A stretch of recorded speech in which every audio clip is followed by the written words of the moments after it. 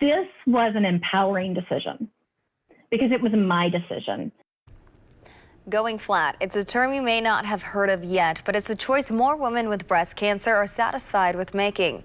We met a Carmel woman who chose to go flat. Tonight, WRTV reporter Nikki Dementri is sharing her story along with advice from an IU health expert.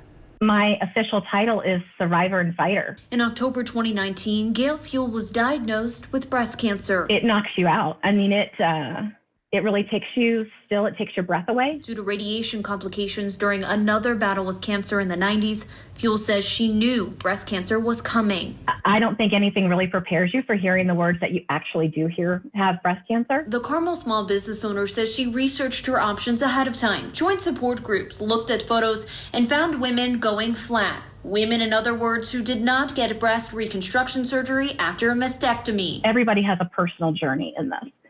But I think it's important to know that there are a lot of women out here that have done this and are living their very best life. Fuel had a double mastectomy 2 months after her diagnosis. Going flat was the next chapter. And a year and some months later, she says she's speaking out to let other women know this too is an option. Was it easy? No. I will not claim that this is easy. I will not claim this was easy on my husband. I will not claim it was easy from a personal body identification, but it was the right decision. A recent study on women who are living flat found 74% believed it was the right choice for them.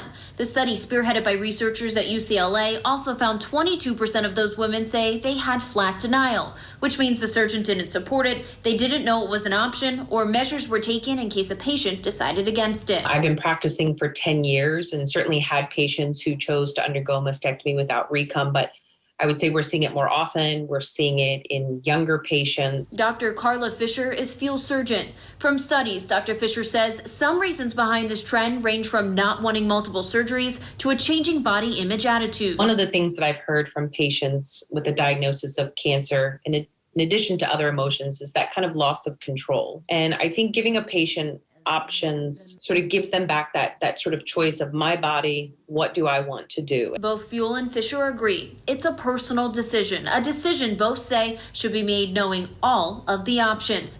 Nikki Dementri, WRTV. Fuel also encourages anyone in this position to reach out, whether that be to her or others who decided to go flat. We have resources on how to do that in this story on the WRTV mobile app.